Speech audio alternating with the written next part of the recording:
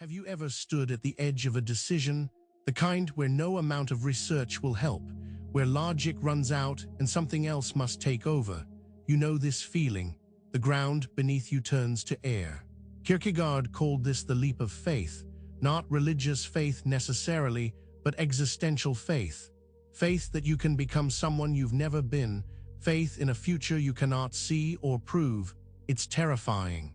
Most of us spend our lives trying to avoid this moment. We gather more information, we make lists, we ask for advice, we convince ourselves that certainty is just one more Google search away. But Kierkegaard understood something we resist. Some decisions cannot be made rationally. Some choices require you to jump before you're ready, before you know, before it makes sense. This is the anxiety of freedom. You are free to choose anything, which means you are responsible for everything. There is no script. No one can tell you the right answer. It's all on you. We call freedom a gift. We fight for it. We celebrate it.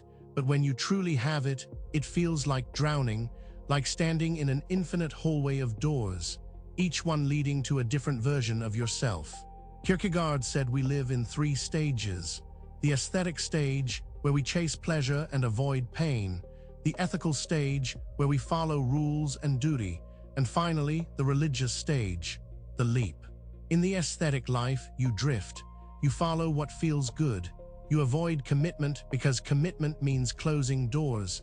You keep your options open, but you never actually choose yourself.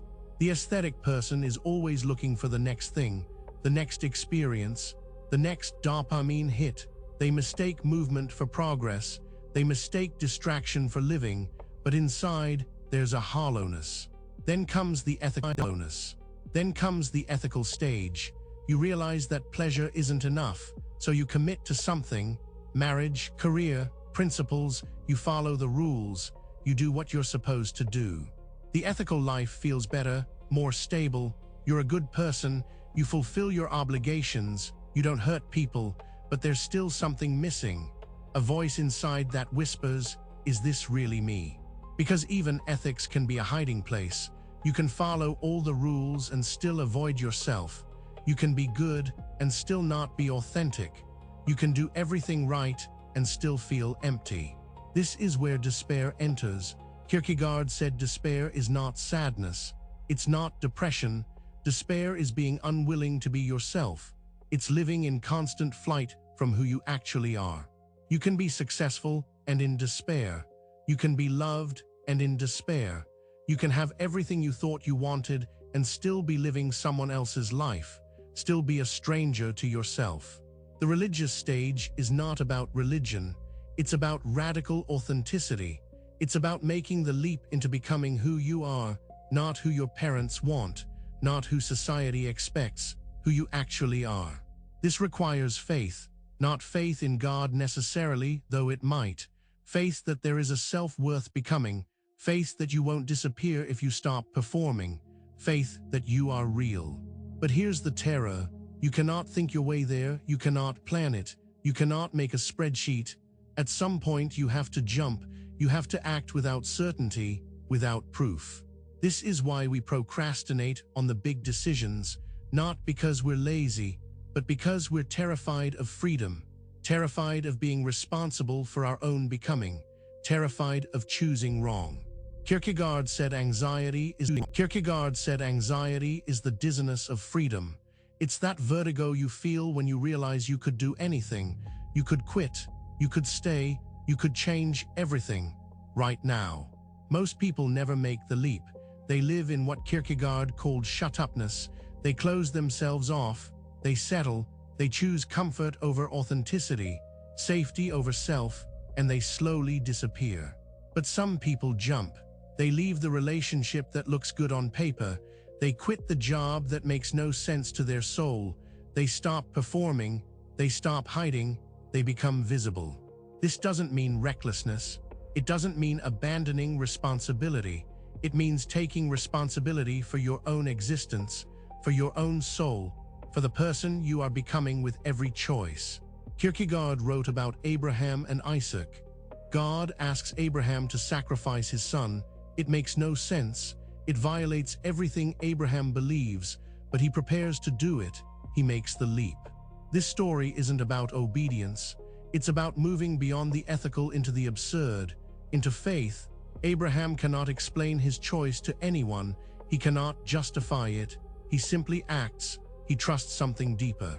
We all have our Isaac moment, the moment when logic ends, when advice stops helping, when you must choose between the life that makes sense and the life that makes you real. Some people leap into love, into vulnerability, into admitting they need help, into forgiving someone, into changing careers, into creating art, into believing they matter. The content varies. The terror is the same. What stops us is the need for guarantees. We want to know it will work out. We want someone to promise us. We want to see the end before we begin. But faith is precisely the absence of proof. Kierkegaard said truth is subjectivity, not that facts don't matter, but that the most important truths cannot be proven.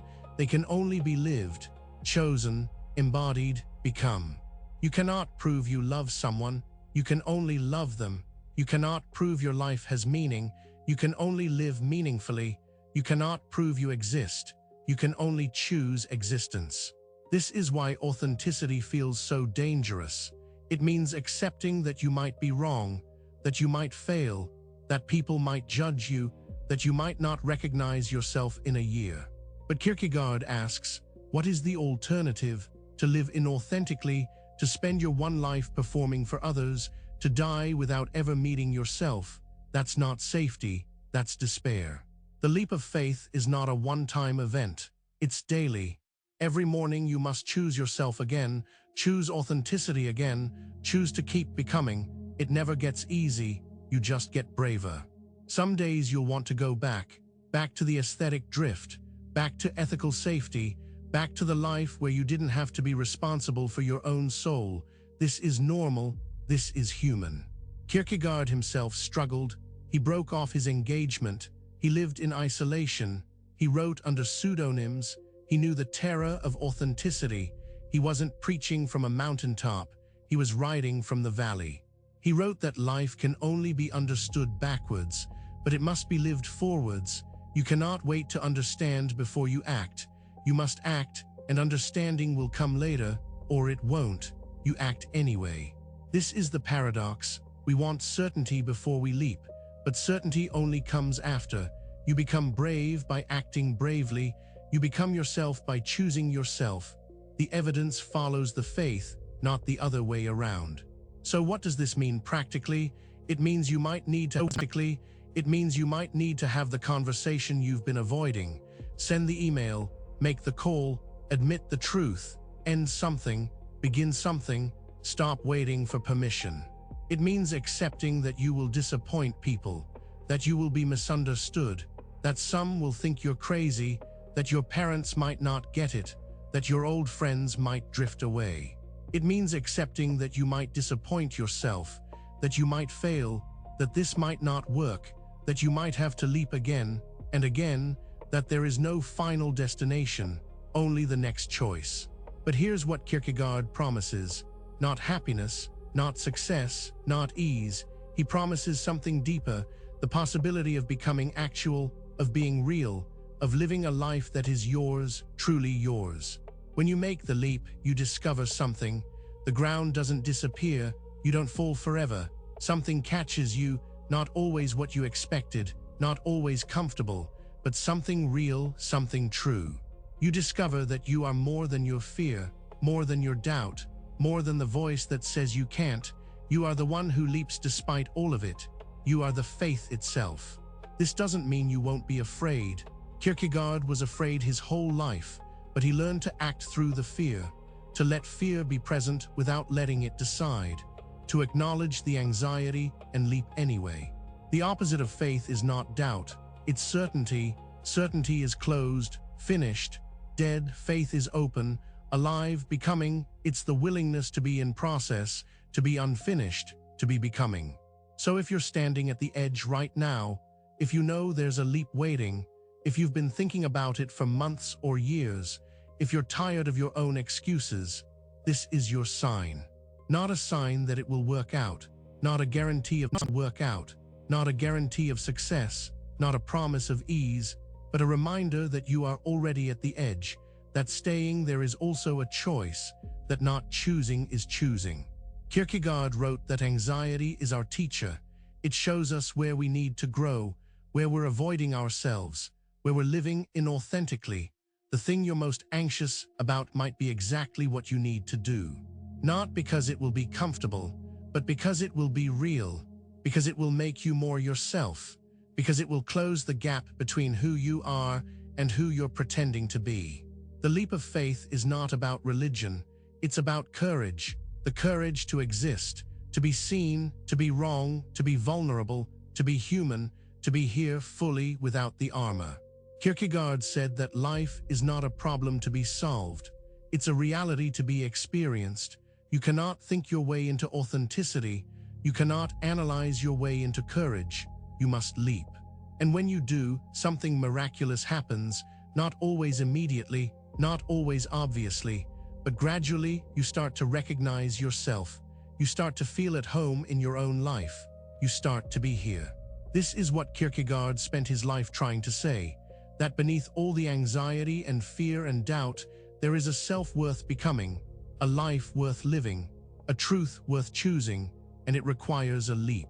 So take a breath, feel the fear, acknowledge the uncertainty, honor the anxiety, and then, when you're ready, or even before you're ready, jump. The life you're meant to live is waiting on the other side. Not a perfect life, not an easy life, but a real one, an authentic one, a life where you finally meet yourself, where you stop running, where you stop hiding, where you finally, fully, completely arrive.